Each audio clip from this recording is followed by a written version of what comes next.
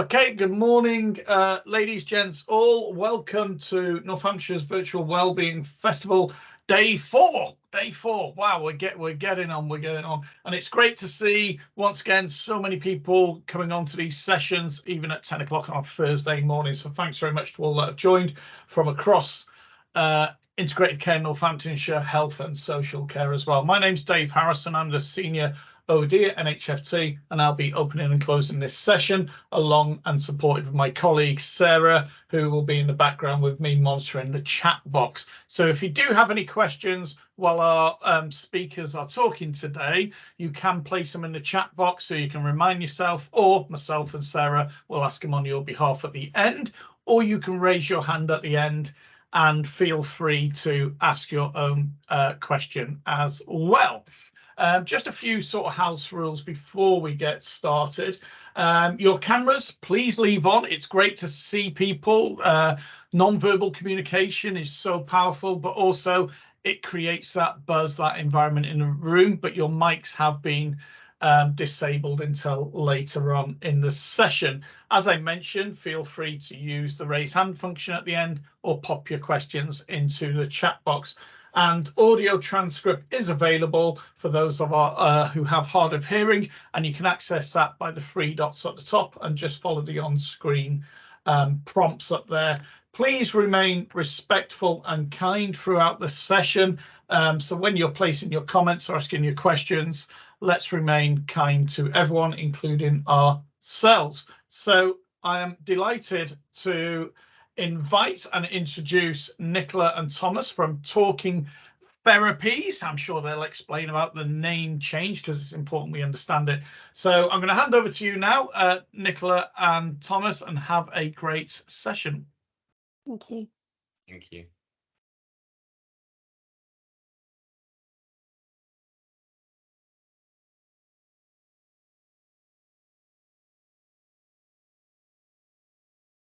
Right, so what we're going to be speaking about today is just kind of stress and kind of burnout in terms of kind of being aware of some of the symptoms and what we can do to manage them.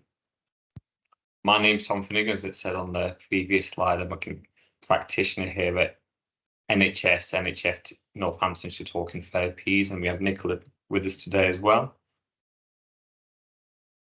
Yeah, I'm Nicola Phillips. I'm a CBT therapist and clinical lead from Talking Therapies, previously known as IAPT, and I'm from Talking Therapies Health.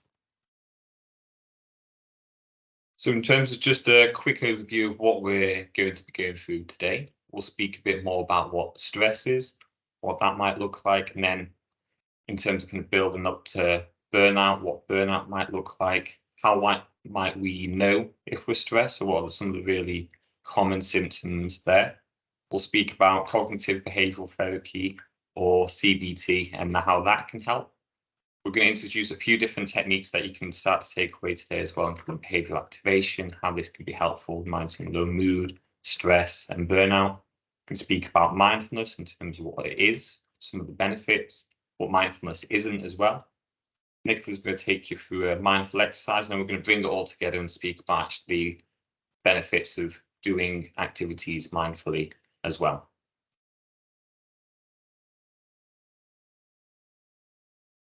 So looking at what is stress, I think it's important to think about what can cause it. So the most common causes of stress are something that's familiar to many of us: work, money matters, relationships, family, children, partners, feeling isolated. Stress can be caused by many things. Some major upheavals in life, general life events, or a series of minor irritations such as feeling undervalued. These can all cause stress. It is important to note, though, that some stress can be positive. Actually, research shows that a moderate level of stress can actually make us perform better. And we've got a nice graph to show you that in a moment. But stress is only healthy if it is short-lived. So excessive or prolonged stress can lead to illness and physical and emotional exhaustion. So what is burnout? Burnout is a state of exhaustion caused by prolonged and excessive stress. And this can be emotional, physical, and mental exhaustion. And it can leave you feeling fatigued, helpless, and resentful. And it can start to spill into every area of your life if you're experiencing burnout. So not just the source that's triggered it, but actually it will begin to spill into everything. We've got this lovely graph to show the stages of stress. So actually, if we have no stress for a prolonged period of time, actually that can be unhelpful for us. If you can see from the left side of the graph, it can actually lead to us feeling quite bored, lack of motivation and energy. For us to feel at our best, a little bit of stress for a short amount of time is actually good for us, because that can lead us to performing at our best. So if we think about if we've got a deadline or a goal to work towards, that can actually make us feel motivated and energized, and it will bring out the best of us. If you think about an athlete who's performing in a race, again, that short period of stress can make people perform at their best. However, if that stress level is extended and prolonged, this can then lead us to feeling stressed. And that stress will cause anxiety, it will cause us to feel overwhelmed, and then could lead to exhaustion and burnout. So just kind of a brief kind of case story now. No identified information is here. This is kind of Craig's stories. Craig was a healthcare assistant working at a local hospital. His son was 1 year old, and he'd noticed a real build-up in stress in that time. Always been quite disorganized, found that quite difficult. And actually, the other duties of being a father meant he became more forgetful, so he'd lose his keys, misplace his phone, sometimes forgetting to bring nappies or snacks when taking his son out as well. He'd started to argue more with his partner, and he'd spoken about actually how he'd become more late to work. His sleep was poor, as I imagine anyone who has a young child can relate to, and actually led him to become more forgetful and more likely to be late. So when asked what stress meant to him, this is what Craig said. I constantly feel overwhelmed at the moment. I feel like I'm failing both as a dad and a healthcare assistant. I look at the people who also work and have children, and they seem to cope so much better than I do, which makes me feel so much worse. Although I feel exhausted all the time, when it comes to bedtime, I lie there wide awake, worrying about all the mistakes I've made. I've stopped going out with my friends and started feeling sick at work. Why can't I cope like everyone else? I think that last statement, why can't I cope like everyone else, is a really common statement people might feel when they are stressed, when maybe they're feeling burnt out, and not actually realizing how common this can be. So if we actually look at how common stress is, in 2021, there was a record amount of GP appointments, 367 million. So that's about 1 million a day across the UK. 14.5 million of these are adult appointments. That includes symptoms related to anxiety, depression, and much of this is stress related as well. 914,000 cases of work-related stress, depression, or anxiety in that same time, and an estimated 17 million working days. So that's approximately 44,000 people taking an entire year off due to work-related stress, depression, or anxiety in that time period as well. So it's really just highlighting that though you're not alone with this, it's a really common experience people do go through. And when people feel like they can cope and everyone else is, actually, it's probably been unfair on yourselves. So let's look at the symptoms of stress. How do we know we are stressed? So I'm going to look at what we see changes in our feelings first, our emotions. So what we might start to notice is a change in our mood. We might start to feel overwhelmed. We might become more irritable and wound up. So maybe a bit more snappy to people, a little bit more short-tempered. Or you might start to feel anxious and fearful, so that sense of dread, sense of something bad is going to happen. Or losing confidence in ourselves, so lacking in self-esteem, beginning to doubt ourselves, perhaps not being as assertive as usual.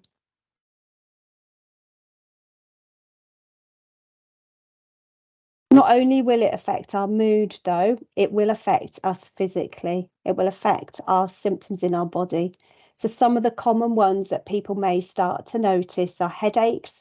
They may start to get more headaches. There may be muscle tension or pain. Might start to feel dizzy. And another really common one is sleep problems. So we may not be sleeping as well, maybe struggling to drop off to sleep or waking in the night or waking in the early hours. And because of this, feeling tired as well. And then it may also impact on our eating. Are we eating too much or perhaps too little?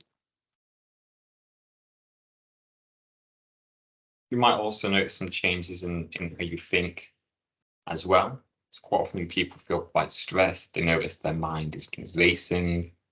That could be kind of worries as well. And because if you've got these racing thoughts, all these worries, it makes it a lot harder to concentrate or make decisions. Maybe you find yourself wondering actually what's the right decision to make. And there might also be thoughts of being unable to cope as well. I think when it goes from that stress to burnout, you might start to feel a little bit cynical too.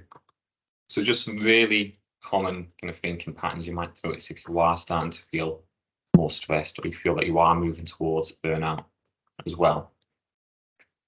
And then all of these things impact on what we do as well. So people might find themselves drinking more alcohol to cope, maybe smoking more cigarettes, sometimes drinking more coffee or tea as well. So Nicola mentioned you might feel a little bit more snappy at the people around you. You might start avoiding things or people that you're having problems with or that can bring that stress on. And then maybe even withdrawn from your usual activities, withdrawn from the people that you're close to, withdrawn from any hobbies or those things that might usually help you to feel a little bit better.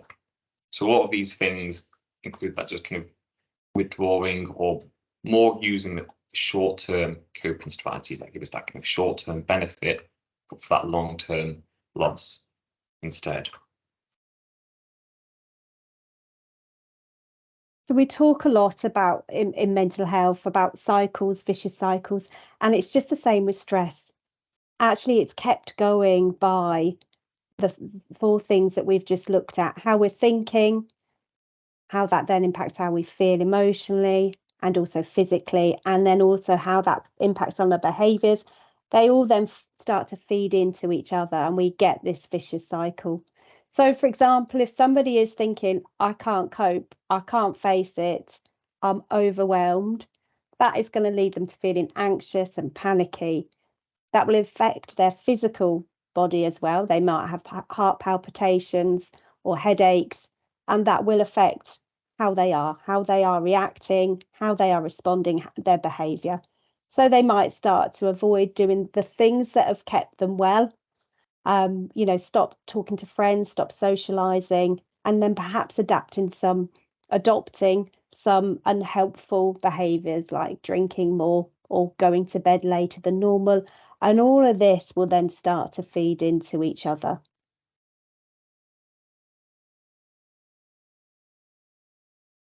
So the service that we work for, Talking Therapies, it uses something called CBT, so cognitive behavioural therapy. This is an evidence-based therapy. So what is it and how can it help me? And this is something you can use yourself. CBT works on the belief that it's not the event or the situation in itself that causes a person distress. It's in fact how the person is perceiving, viewing the event or situation. It understands that a person's thoughts, emotions, and physical sensations and behaviours, they all influence each other, and then they all maintain that low mood or depression or stress. They will stop you coming out of that cycle. Just telling yourself to change your mood, though, is really hard to do. But actually, CBT can help to give you tools to change the things that you do, and also to help you improve your mood and challenge some of those difficult thoughts that you might be having, so you then can break that cycle yourself. So we're just going to look at something called the funnel of exhaustion now.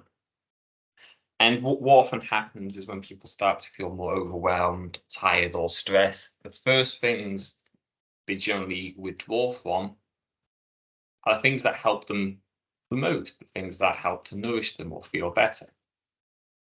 And it's actually at that time that activity becomes more important, because the nourishing activities are the things that help to lift your mood, make you feel energized, make you feel calm, centered, maybe quite happy, and it increase your sense of really being alive and enjoying your life rather than just merely existing or going through the motions.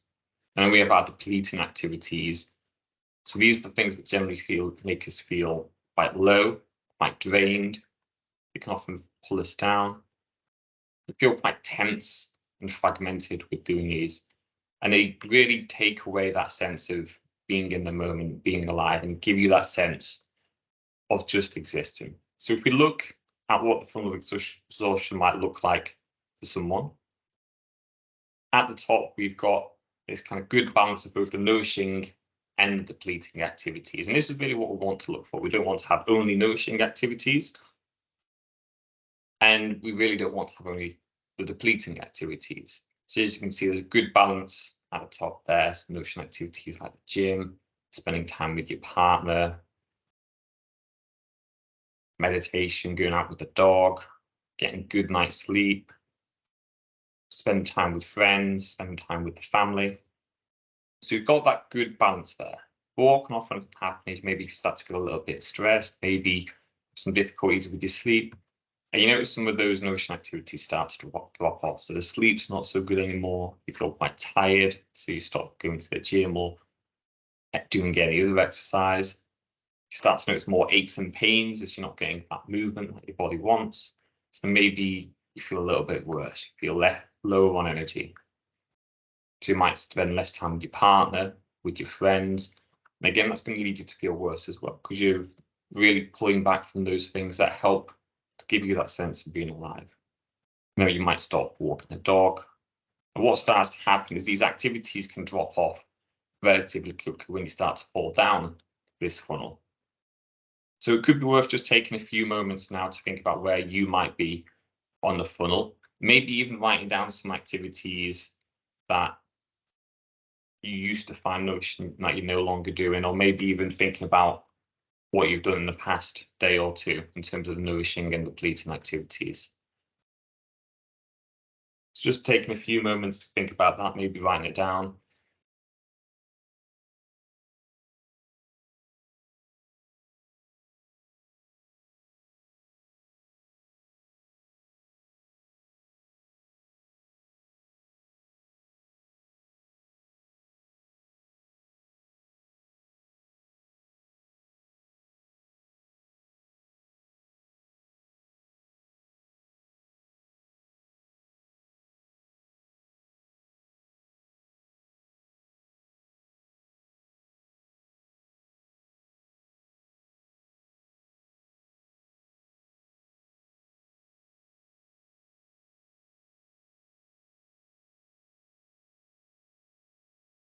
Not sure how long people might need for that.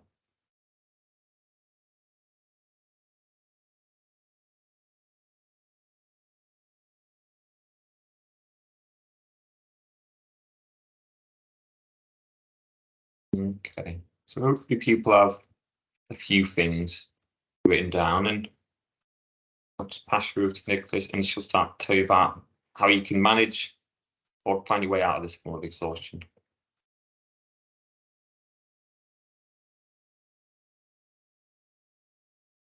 I'm just going to share with you Paula's story first. Paula's 44 and works at a prominent university. She's a manager of her department, a department which is going through a lot of changes. Her workload has increased, but her team have been affected by redundancies. So Paula has a lot of targets to hit and is under pressure by her line manager to increase her department's work rate. She's spending more and more time at the office, working through her break and coming home late, and often continues her work in the early hours of the morning. She feels her staff are already overworked and has stopped delegating tasks to them, choosing instead to try and finish them herself. So this is a quote from Paula.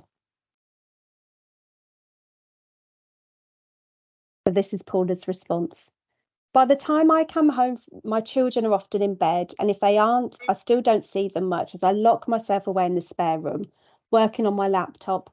At the weekends, I'm so exhausted, I just feel empty, and by Saturday night, I'm already worrying about Monday morning again. My sleep is terrible, and this makes me ratty with my husband and children. I then end up feeling guilty as well, and I really don't like myself at the moment.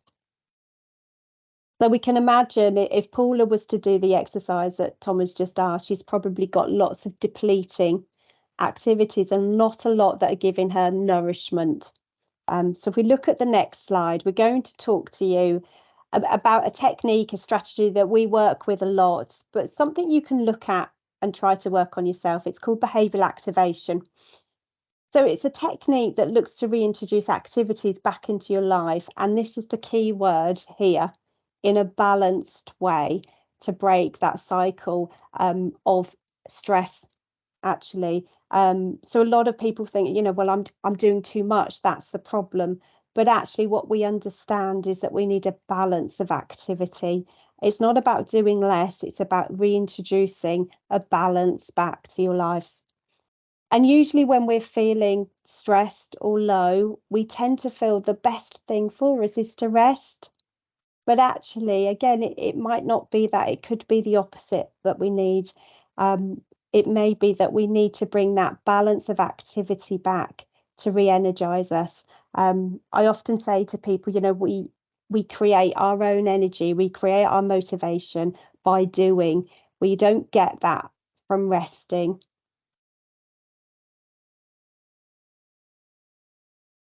The first thing we would look at doing, and this is something you can do yourself. I mean, we've got a template here, but you can easily do this on a piece of paper, is looking at what you do across the week.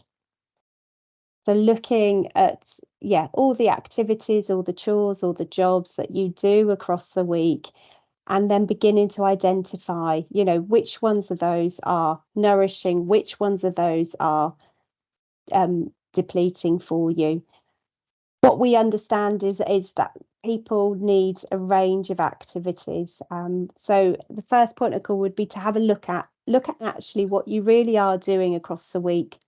And then once you've done that, you can actually look at it more clearly, objectively, and get an idea of, actually, I'm spending all my time working, and then I'm going home, doing jobs around the house, and then looking after the kids. There's not a lot of time for me.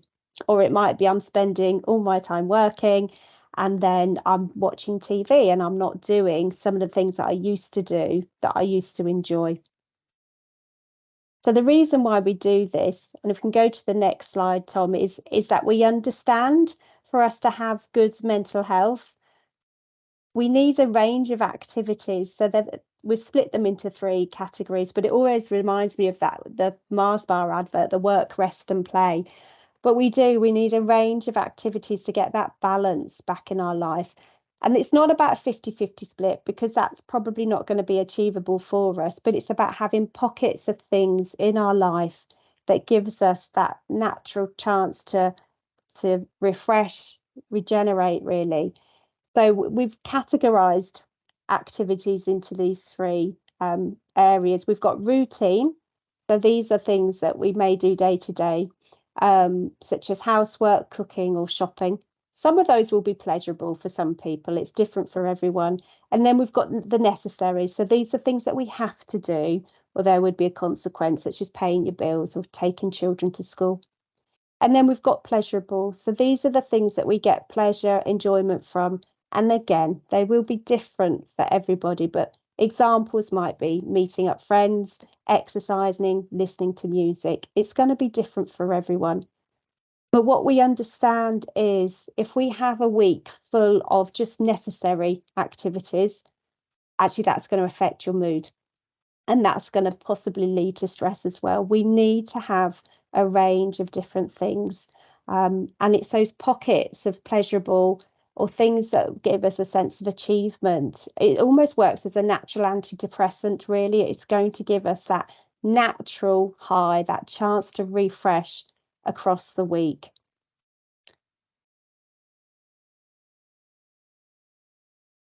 So once we've identified, okay, yeah, we probably are lacking in a bit of this, or I've stopped walking the dog as much, or I've stopped, going to sit and have my lunch in the garden, or we've recognised there are areas that we could work on. The next part is to plan what to do. We know that if things are written down, we've planned and been really specific with the day and the time we're going to do things, they're much more likely to happen. Especially if you've got, stuck it up on your fridge, right? I'm going swimming on Thursday morning. That's so much more likely to happen compared to if you just say, oh, I'm going to start swimming again next week. So it's being specific and planning in a couple of things across the week. Make it realistic. So it's not making a whole change every day. It's planning in. So you've got those 2 or 3 points across the week where you get that chance to nourish yourself, take care of yourself. You've got some pleasure that is planned and booked in.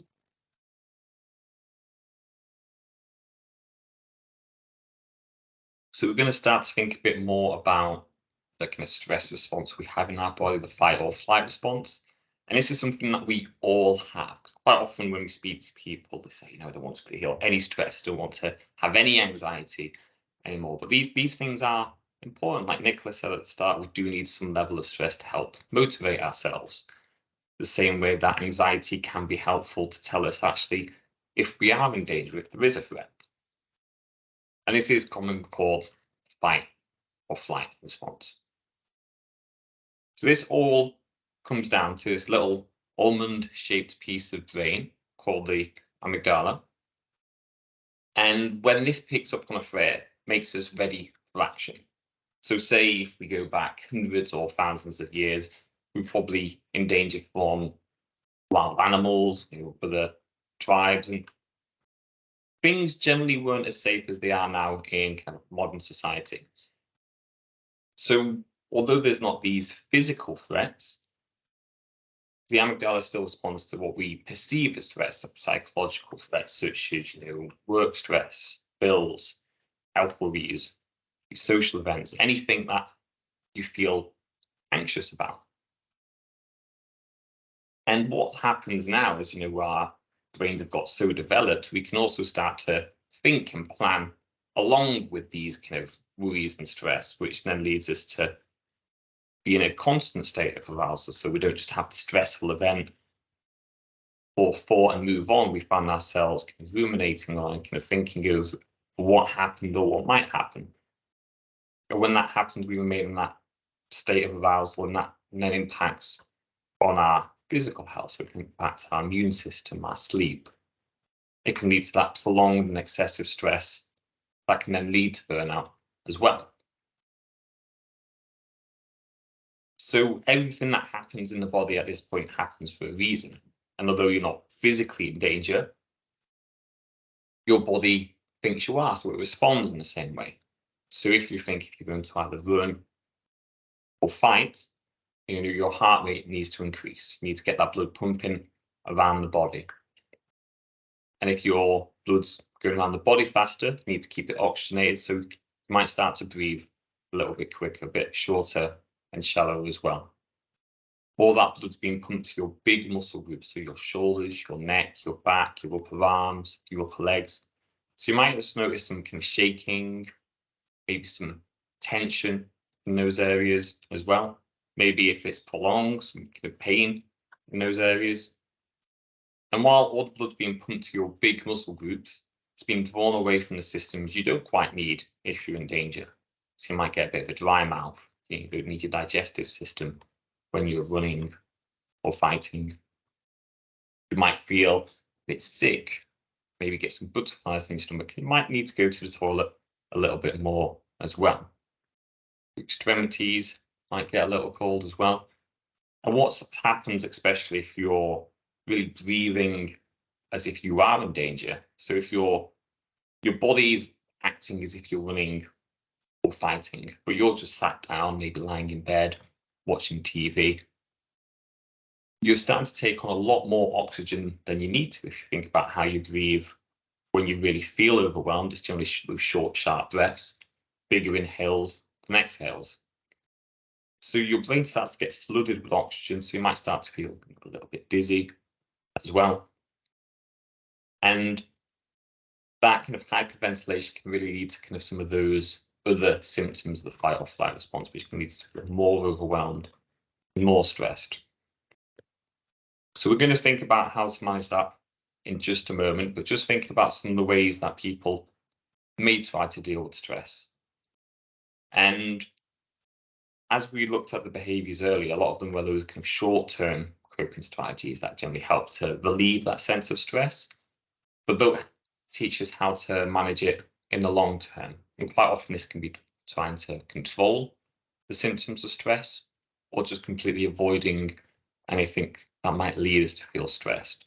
So in terms of controlling those symptoms, it could be using alcohol, caffeine, cannabis, any other recreational or prescribed drugs, which do give us that short-term relief, but quite often, especially things like alcohol, caffeine, recreational drugs, we often have that consequence, such as kind of a hangover. Caffeine actually makes us feel more agitated and more alert as well. So they give us that short-term relief, but long-term they can have longer-term kind of poor physical health, mental health consequences, and with some addiction as well. And then when we try to avoid anything that leads us to feel stressed, often that might lead us to feel more overwhelmed if we put off paying our bills or completing other important tasks. Often that leads the stress to build up. That could even be sending an important email. By putting it off, we start to continue to think about it and it feels even bigger. And so it creates more stress and it leads you back into that cycle that Nicola took you through a little bit earlier. So what we're going to think about in terms of that physical side of stress is just a nice, easy breathing exercise. And as it says there, most of the situations that make us feel anxious or stressed psychologically threatened. We're not in physical danger. So if you were being attacked by a bear, I wouldn't recommend using this technique. But it's really just to help slow the body down. It's almost saying to your body, actually, we're not in danger here. We don't need to be this activated. And by actually regulating our breathing, just breathing more deeply, more effectively, it helps to soothe the body, reducing the likelihood of hyperventilation, and that helps reduce the chances that other symptoms within that stress response, that fight or flight response, will be activated. I'm just going to talk you through what we're going to do before we get started. So first of all, it's just about getting in a comfortable position. Try and have a somewhat open body position so your breath can get right down into your belly. I want you to have one hand on your stomach, one hand on your chest. And what we're going to do is we're going to take a big breath out together first of all, and then we're going to breathe in for 7, and then we're going to breathe out for 11. It can be helpful to breathe in through your nose and then out through pursed lips. And if breathing in for 7 and out for 11 is too strong for you, so you start to feel a little bit dizzy, a little bit funny, bring it down to maybe 5 seconds in, 9 seconds out, 4 seconds in, 7 seconds out. The goal is really to start regulating that breathing. So you'll know your body, especially if you have any breathing difficulties. It's just finding what works for you. So again, just getting set up, one hand on the stomach, one hand on the chest. I'll take you through the first few breaths. I encourage you to try on a few on your own. Closing your eyes if you feel comfortable to do so. Taking that big exhale first of all. And breathing in, 2, 3, 4, 5, 6, 7. Out, 2, 3, 4, 5, 6, 7, 8, 9, 10, 11. In, 2, 3, 4, 5, 6, 7, out, 2, 3, 4, 5, 6, 7, 8, 9, 10, 11, in, 2, 3, 4, 5, 6, 7, out, 2, 3, 4, 5, 6, 7, 8, 9, 10, 11. Just trying a few on your own now. Keep an account that works for you.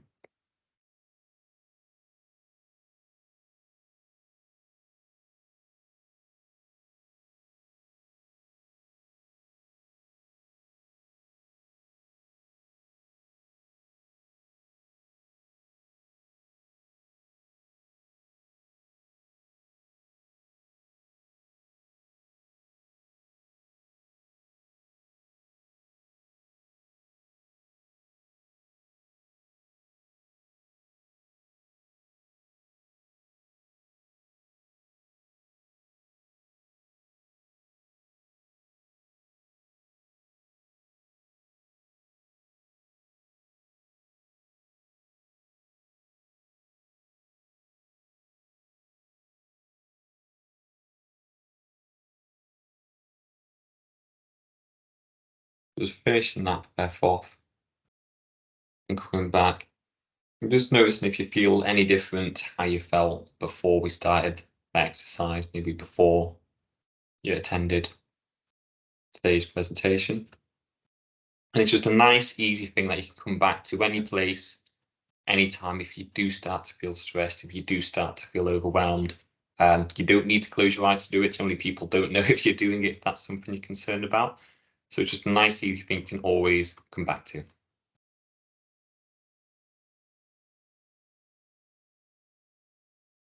Another useful technique to managing stress is mindfulness. So we've got a description. I'll read this at the bottom and give you my own view of it.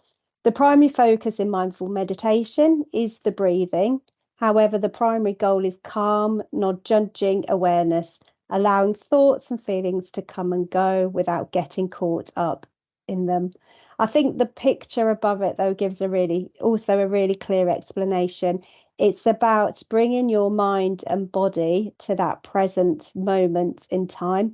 So we're not caught up with things that have happened before, and we're not worrying about things that might or may not even happen in the future. We're in the moment, we're living for now.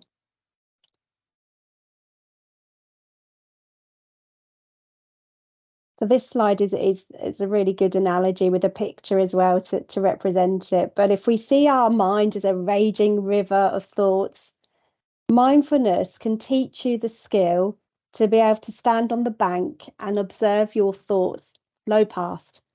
So rather than jumping in and standing in the river and being caught up and washed away with the thoughts, actually we're able to stand back and look at them from a distance and let them go. And mindfulness will teach you the skill to be able to do this with practice.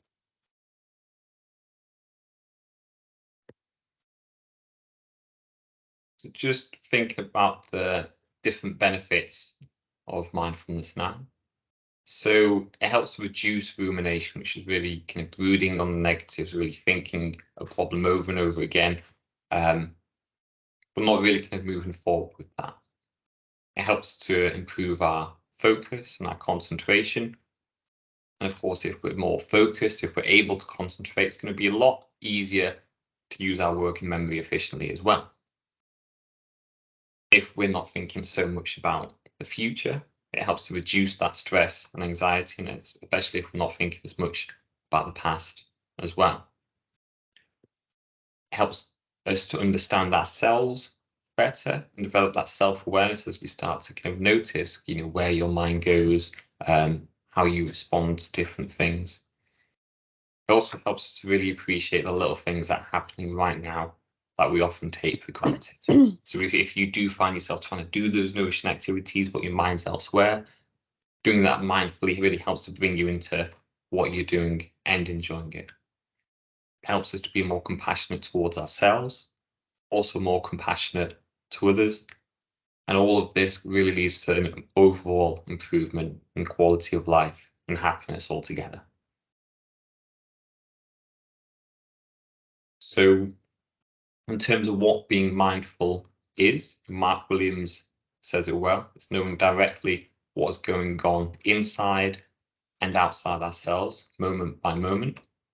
So what that really means is about being present in the moment, being aware of our thoughts, our feelings, all these sensations, and the surrounding environment, and doing all of this without judgment, calmly as well. So that's what being mindful is. The way we practice this and develop this is by using meditation, so that regular practice, so we can actually start to dip into being mindful in our everyday life as well. However, mindfulness is not a panacea, so it's not a cure-all, and you do need to meditate regularly to really enjoy the benefits of this. Although it probably does lead you to feel relaxed, the main goal is really about how you relate to the world in terms of being present. It isn't for everyone, not everyone experiences the benefits we have outlined, and it isn't always beneficial for patients with trauma. However, if it's used in an integrated approach by an experienced therapist, it can still be helpful. So let's meditate. So I'm going to invite you all now to join me for a very short mindfulness exercise. This is called the 3-stage mindfulness exercise. So I would like you to invite you to get yourselves comfortable. So sitting or laying down if you want to. So becoming aware of your feet placed on the ground, the posture of your body, allowing your hands to relax in your lap or at your side, and allowing your shoulders to relax, noticing if there's any tension there and giving them a little bit of a shake to release that tension out, and allowing your face to relax as well. This is often an area of the body that holds stress in as well, so allowing your face expression to relax. And if you're comfortable to do so, closing your eyes. So giving yourself this short time to focus just on you. We've been talking about nourishing, and this can help with that. So the first step of this exercise is to check in with yourself. So check in to see what's going on with you today. So what your thoughts are, what the mood is, what feelings are there for you right now. Not looking to change anything, simply noticing.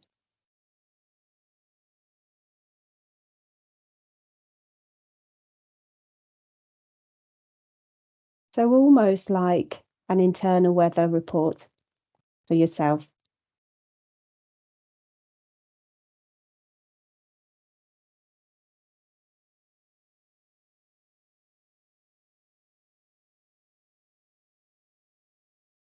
And moving to the second stage of this exercise, shifting your focus away from thoughts and feelings to your breath, becoming to notice your breath. Perhaps picking up the movement of the breath in your abdomen.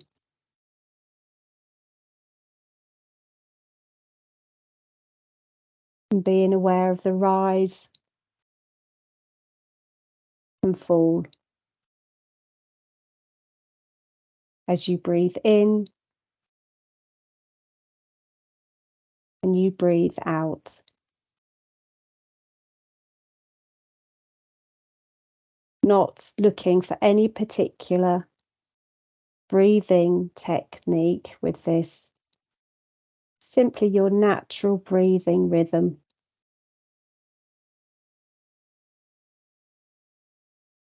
And as you're doing this,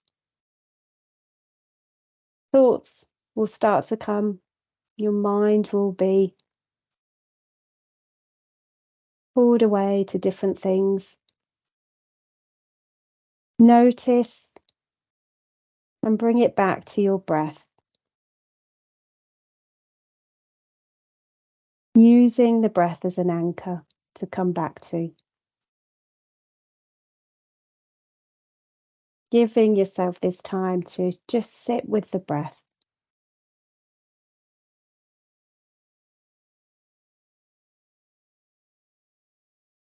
And noticing any thoughts and let them go. Notice and let go and come back to the breath.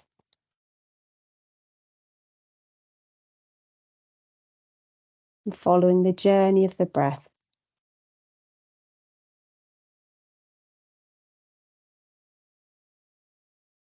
And the final stage of this exercise is to expand your focus to include your breath and your body.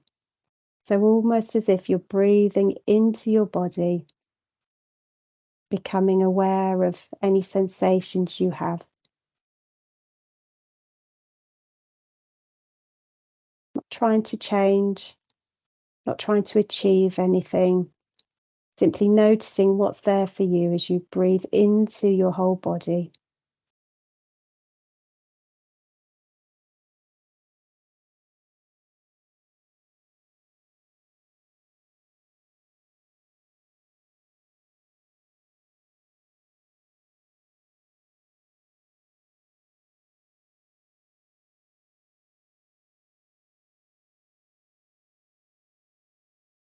And again, the mind will wander, bringing it back to your breath and your body.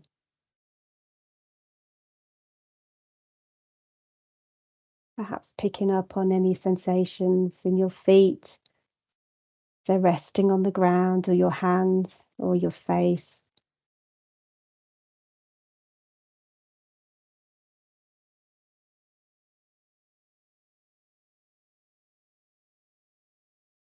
And keeping this expanded awareness, slowly bringing yourself back to the screen. So bringing yourself back, opening your eyes, moving your fingers and your toes, and keeping that sense of expansion with you.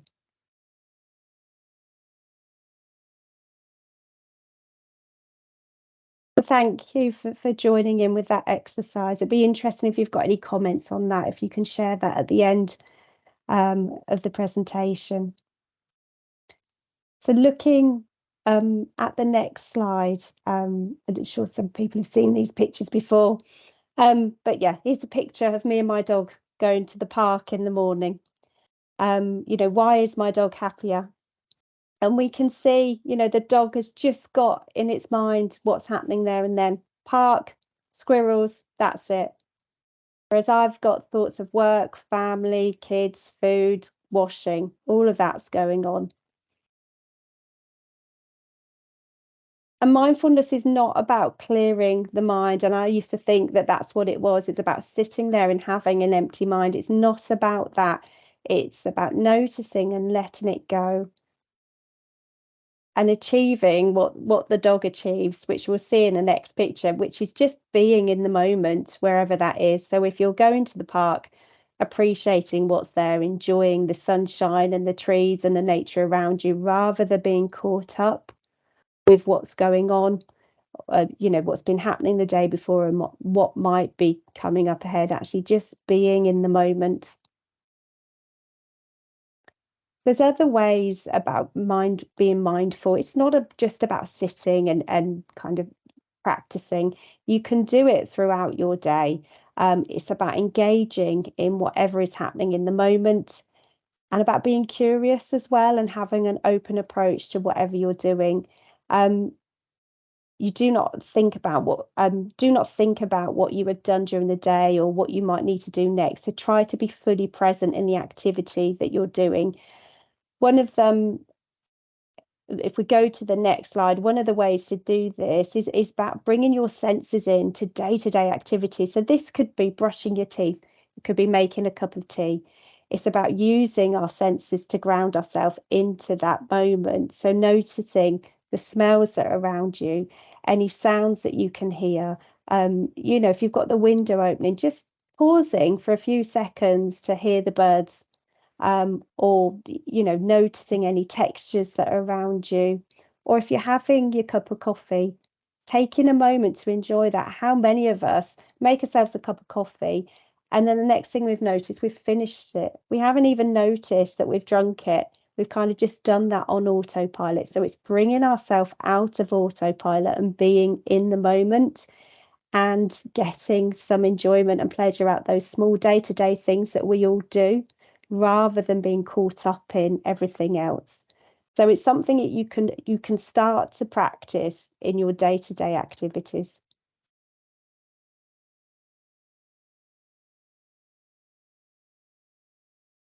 So yeah, go on, Tom.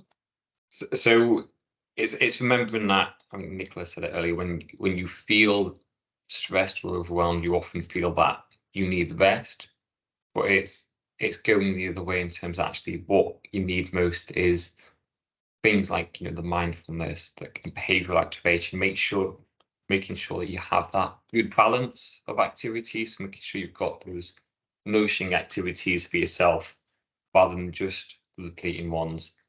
And when doing these, trying to do them mindfully, just checking in. It's going to be hard to do the entire activity mindfully, but as Nicola outlined, just using your senses to really check in to what it is that you're doing at that moment.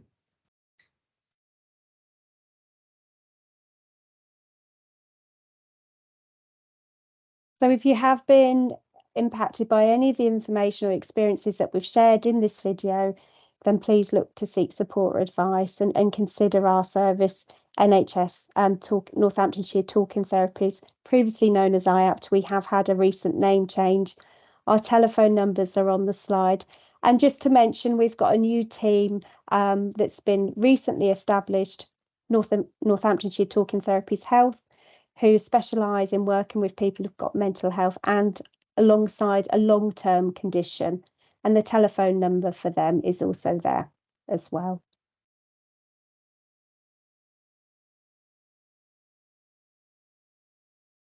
I think that's really everything from us, isn't it? Yeah. Okay. So thank you very much for staying with us and listening. If you've got any questions, yeah, happy to answer any on the chat. That was brilliant, Nicola and Thomas. Thank you very much. You can leave that slide up for a couple of minutes if you want, or I can show it at the end, just so people can take a couple of photos if they want. So just while we're waiting for questions to come in, please feel free to take a photo, write them down, because I think, you know, it's important what we've talked about, but it's also important that we might know, or we might think someone could benefit just from that screenshot there. So please feel free to pass that on while Thomas leaves it up there just for another minute. What I'm going to do is invite my colleague Sarah in, who's going to have a look through the chat box and see what else is there. But also please feel free to engage with Nicola and Thomas while they're here. So use them in a good way because they're here, and ask those questions. There's no such thing as a stupid question. It's probably things that we all want to ask ourselves. I really enjoyed this. For me, while we're waiting, I really enjoyed that session. I couldn't get into that meditating part. The breathing technique worked, but the meditating part, I think I've got a lot going on that I need to go. Actually, I need to activate some of that other stuff before I can do that. So thank you very much for that. Sarah, over to you. And Thomas, if you want to stop sharing now, and we'll invite people in. And I think with what you said as well, David, actually by being aware of all the stuff that was going on, you were actually being mindful. Yeah. It's not always about achieving that relaxation and calmness. It's just being aware of what's going on. Yeah. Thank you. It's acknowledging those thoughts, isn't it, that are there? Yeah. Brilliant. Thank you. Some questions already in the chat, so I'll put those to you. So question here, as someone who struggles with anxiety daily anyway, and a lot of these symptoms often are things I feel a lot of the time, is there any way to differentiate between like burnout and my inverted commas normal anxiety? I would say it's probably the level of impact. Is it stopping you doing things? Is it stopping you enjoying things? However, even if it is just, general normal level of anxiety, you could probably still get some support with that, or look at working on that. Even though it feels like it's a normal level, it might not be a normal level for other people. So yeah, there may be still some strategies, techniques that you can put in place. But I would say generally it's a level of impact it's having on your day-to-day life. Great, thank you. Hope that helps, Zoe. Stephen has said, considering current national climate, cost of living, shortages on staff, pressures, increased number of patients, longer waiting lists, etc., do you think that burnout will increase and place greater pressure on an already stretched system? Yeah, I think it's likely that people are going to, more people are going to experience burnout. Yes. Yeah, I can't really answer the second part, but yeah, I do feel like, yes, more people are going to be experiencing stress and burnout because of what's going on at the moment. I mean, that's why it's important to still try and introduce some level of balance wherever you can, because otherwise you kind of keep tipping from that kind of stress, that exhaustion as well. Yeah, and I love the diary and the activity sheets that you shared. Yeah. So definitely something that I've started doing personally, but I think that's something I'm going to pick up on. So that was brilliant. And I'm just going to send my ironing to Dave, because apparently he loves ironing. Yeah, I saw that picture in the chat and I thought the same. Yeah. Someone finds ironing nourishing, let's end it that way. Yeah, certainly a D for me, that one, but there we go. As we're all different. Absolutely, definitely. So what else have we got in here? So thank you very much. There's lots of thanks in there for some really helpful, the meditation and etc. Anna recommends a book, 4,000 Weeks, Time Management for Mortals, How to Stop Trying to Do Everything and Get Round to Doing What Counts. Oh, that sounds good. And I think that this highlights that balance, isn't it? It's about the balance that you talked about. Yeah. But lots of thanks in there as well. Yeah, super. If there's any other questions anyone has, please feel free to pop them in chat or raise your hand. We've got a couple more minutes. Yep. There's a few people asking for the slides, if the slides can be shared or copies. This is being recorded, so you can, if Thomas and Nicola haven't got the resources to send them all out, I'm sure they'll do the best. Please, use the old copy with the privilege kind of thing of your phone and take it like that. Steal in a good way, I always think of it.